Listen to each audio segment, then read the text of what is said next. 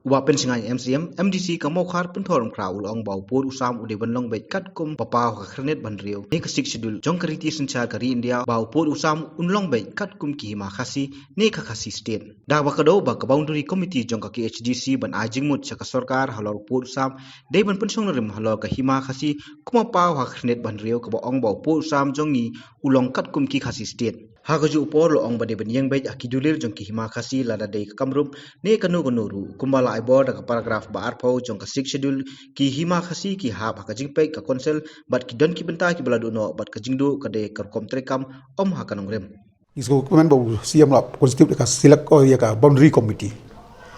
ban ai jingmut ha ka sarkar Assam ban ai jingmut ha sarkar Meghalaya ban pensiong nong rim halo gini ki nong rim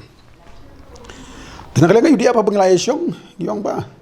gituan ka jo kar kom perkhat kata kolong ngisyong hang ni ban kedub ban sumar yaki rai ki hima kisnong tengyong ba ka disi council leng ba boundary committee Shaka state government kastan kan long shai ba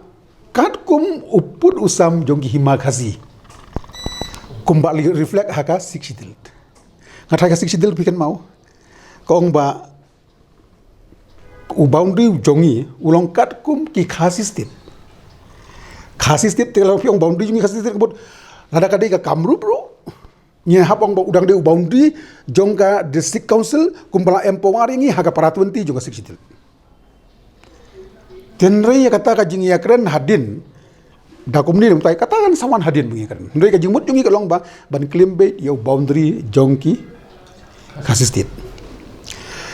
lada ki hima khasi haka por British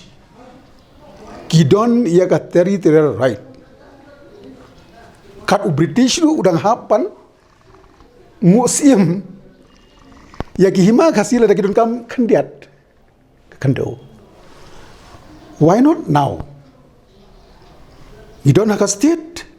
ki hima khasi kidang enjoy ya ka territorial right kapamut ka district council kadang enjoy ya ka territorial right kumbala hak amendment gila propose ban kala territory council min u boundary jong ki hima khasi ude u boundary jong ka khasi hill territorial council dala amen te ka jingmut jongi kolong ban stanbech haki dulir jong ki hima khasi lada kadai ka kamrup lada kadai ka kanuru tengi ai jimut pala kum ban stan hakatakan orim ban ong be ba ngistan kat kum ki dulir jongki hima khasi kum bla ai bor yangi daga para 20 jonga 6 dil ba kat jurisdiction jongi kadai haki hima khasi ni na mis no menta katukan ni sathi terne ngimis haka practice ande ngimis haka nongorim tinggal ai jimut ba gidi ban stan be kat kum ki hima khasi